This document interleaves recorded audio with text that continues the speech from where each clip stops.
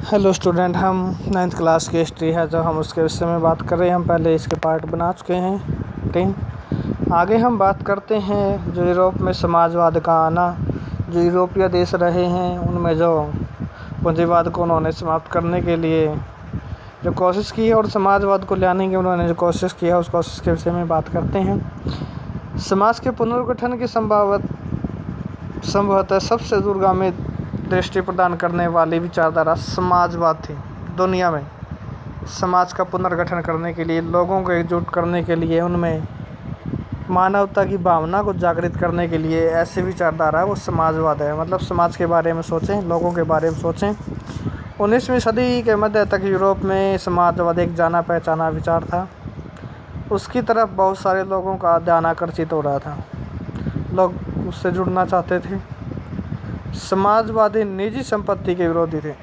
इस वजह से जो क्या लोगों का उसकी ओर रुझान था या उसकी ओर आकर्षित थे, क्योंकि वे निजी संपत्ति के विरोधी थे।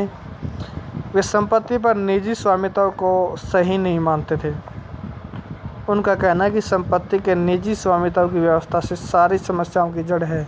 और जहाँ तक हम मानते हैं कि कुछ लोगों के पास ही ज़्यादा संपत्ति है तो वो जड़ भी है।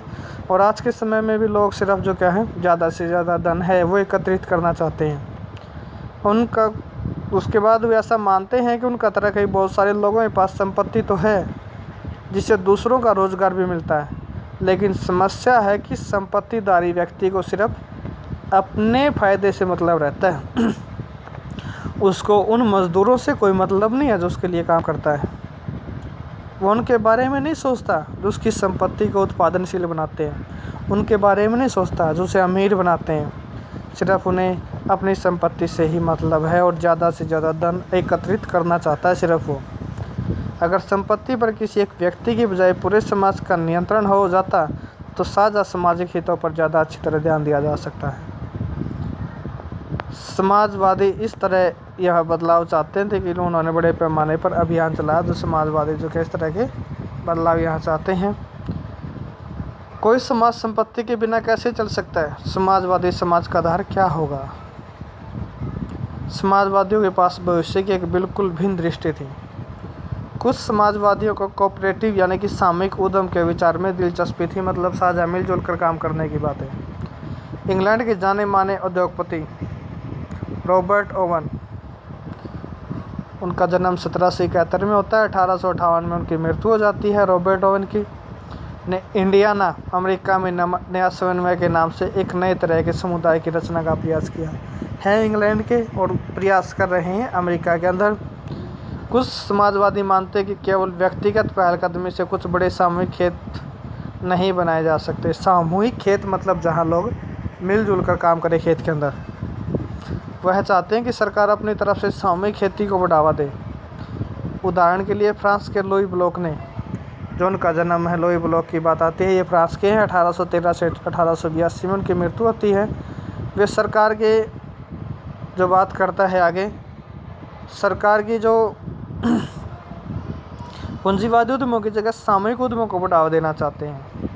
जो कोऑपरेटिव शाखाएं खोली जाएं, क्योंकि मुनाफे को प्रत्येक सदस्य द्वारा किए गए काम के हिसाब से आपस में बांटा जाएगा। तो उनकी ये सोच रही है इस तरह की। तो ऐसे ही विचारधारा के विषय में अगर हम बात करें यहाँ, तो वो व्यक्ति हैं कार्ल मार्क्स और फ्रेडरिक एंगल्स। कार्ल मार्क्स 1818 से 1882 और फ्रेडरिक एंगल्स 1820 से 1895 में एक दिशा में नए तरक पेश किए। कार्ल मार्क्स का विचार था कि औद्योगिक समाज पूंजीवादी समाज है। सही बात है कार्ल मार्क्स की, क्योंकि उद्योगों में कहा जिनके उद्योग हैं वो पूंजीपति हैं। फैक्ट्रियों में लगी पूंजी पर पूंजीपतियों का ही स्वामित्व है। पूंजीपतियों का मुनाफा मजदूरों की मेहनत से पैदा होता है। मजदूर जो कार्य करते हैं उनसे उन्हें फायदा होता है। मार्क्स का निश्चय है जब तक निजी पूंजीपति इसी तरह के मुनाफे का संचय करते जाएंगे तब तक मज़दूरों की स्थिति में कोई सुधार नहीं होगा। और आज भी कोई सुधार नहीं है मज़दूरों की स्थिति में, क्योंकि मज़दूर ही है, कोई सुधार नहीं है यहाँ पे। क्योंकि कम से कम में भी काम करने के लिए मजबूर है वो, और उसका मेहनताना उसे नहीं मिलता। अपनी स्थिति में सुधार लाने के लिए मज़दूरों को पूंजीवाद व निजी संपत्ति पर आधारित शासन को उखाड़ फेंकना होगा। पूंजीवादी लोगों का विरोध करना होगा। मार्क्स का विचार है कि खुद का पूंजीवाद शोषण से मुक्त कराने के लिए मजदूरों को एक अत्यंत भिन्न किस्म का समाज बनाना होगा, जिसमें सारी संपत्ति पर पूरे समाज का सामाजिक नियंत्रण हो, उनका खुद का स्वामित्व हो। उन्होंने भविष्य के इस समाज को साम्यवादी कम्युनिस्ट नाम दिया है। भारत के अंदर कम्युनिस्ट पार्टियां हैं जो कि इस तरह का पूंजीवाद का वो विरोध करते हैं। चीन के अंदर कम्युनिस्ट पार्टी है, हम बात करें फ्रांस के अंदर है, यहाँ तक कि जर्मनी के अंदर है, इंग्लैंड के अंदर है। तो यूरोपीय देशों में कम्युनिस्ट पार्टियां हैं जो इस तरह का विरोध करती हैं।